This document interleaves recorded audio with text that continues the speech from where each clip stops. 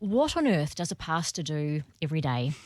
That's That's what question. I'd quite like to know. I mean, are you visiting sick people all the time? Are you writing messages all day long? I mean, yeah, let us have a little peek behind the curtain. What does a pastor do? All of that, I think, is the answer. A real variety of things, actually. I think talking to people, they're like, okay, you work on a Sunday, and then that's it then, is it? And you're kind of like off for the rest of the week. What does it look like? But there's sermon prep. We have a staff team. So we have a Tuesday where we'll get together, we'll worship, we'll pray, we'll review the Sunday just gone, and then we'll look ahead for the Sunday coming as well. So when you're reviewing the Sunday just gone, what are you looking for? Like this went wrong and that went wrong, and how can we improve next time? That's a great question. I was part of one church, and the senior pastor there, when I was on the staff team, he'd have this phrase, so what did we sense the Spirit was doing on Sunday? And it'd be interesting because everybody would have something different. I felt like it was this. I felt like God was doing that. I had a conversation about this.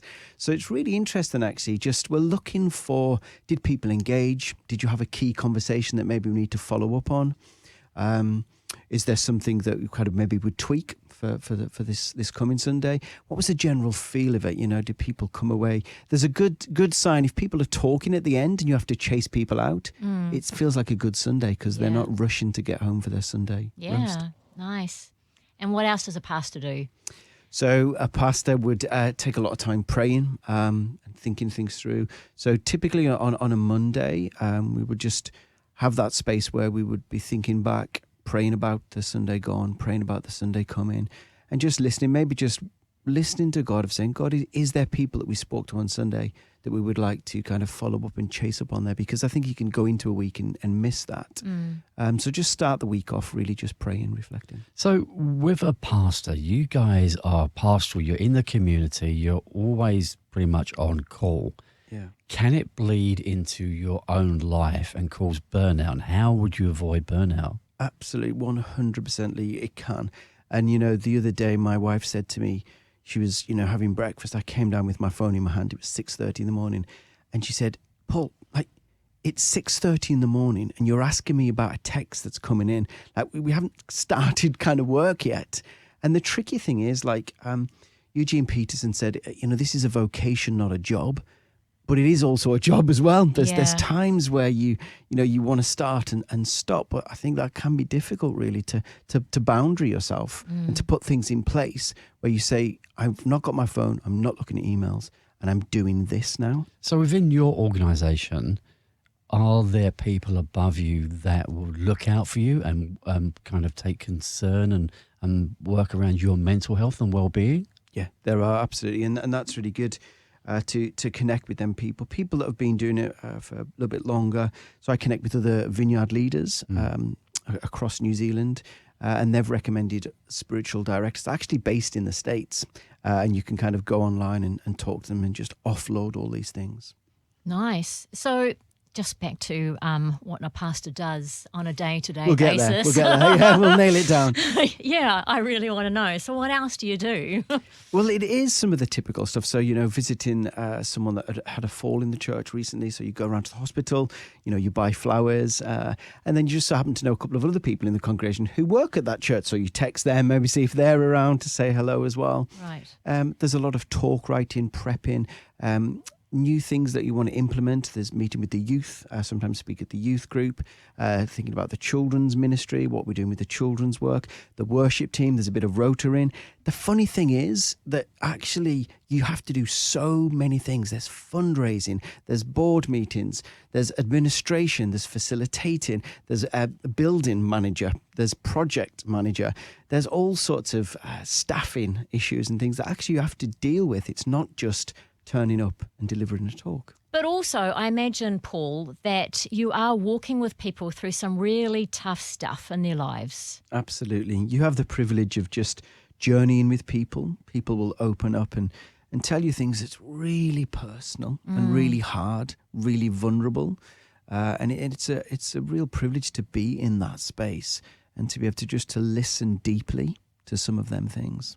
So when somebody does share with you something that maybe just really tears at your heart, it's not like you can go around telling everybody, can you? No. So do you have somebody that you offload to, or is this information that you just keep to yourself? Yeah, it's a conversation. I have the privilege and blessing of leading with my wife, so we kind of lead together. Yeah. So it's a conversation that we'll be sharing this, as a couple and praying for you as a couple. So, and that does help, having another perspective on it. Yeah. There's this image in the Old Testament of Aaron, and he would go into the Holy of Holies, and he would wear this breastplate, and he would have 12 stones on it, and it would be the 12 tribes of Israel, and he would literally carry them before God. And there is this sense of you kind of carry people's burdens or situations before God, and you want to walk into that and leave it. But there's times where you feel like, I just want to take it off now and lay it down at the feet, because that's the challenge, to not then carry it and bring it home. Yes, that's right. So in your journey so far, have you encountered anybody that's angry, that's got a problem with Christ or whatever, and really wants to have it out with you? Have you been in that situation? Yeah, absolutely.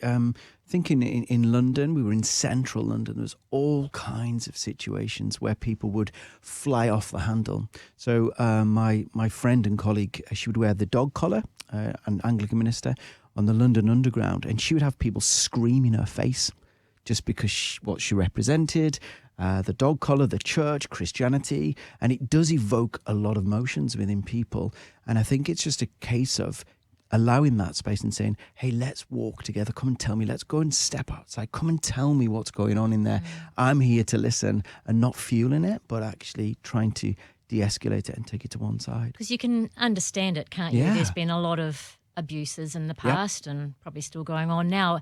So to kind of represent a body of people is quite a big responsibility. 100%. Yeah. So tell us about weddings and funerals. Maybe not. I was going to say the good stuff. That's not a funeral. Yeah, well, weddings and funerals, again, that's just the joy of this role. You actually get to journey people in some big, significant moments in their life.